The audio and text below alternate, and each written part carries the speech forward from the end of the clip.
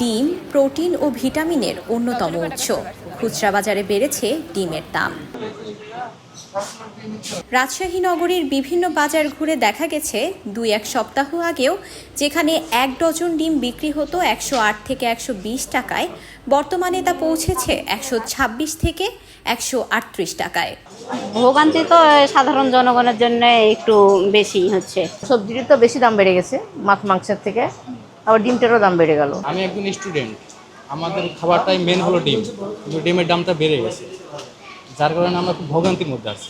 ডিম ব্যবসায়ীদের অভিযোগ, একদিকে সিন্ডিকেট, অন্যদিকে বর্ষার কারণে ডিমের এই বাড়তি দর। মনে হচ্ছে যেটা একটা সিন্ডিকেট, বড় সিন্ডিকেট দায়ী আছে। আবার বর্ষার কারণে আমদানি কম হয়, গাড়ি ভাড়া বেশি, ডিমও কম দেয় আবহাওয়ার কারণে। এসব কারণেই আপনি ডিমের দাম বাড়ে।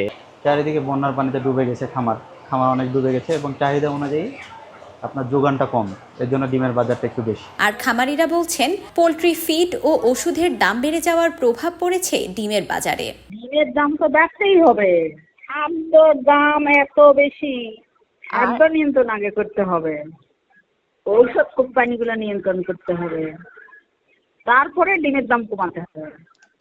ডিমের দাম সাধারণ ক্রেতাদের নাগালে রাখতে বাজার তদারকির দাবি জানিয়েছেন ভোক্তারা।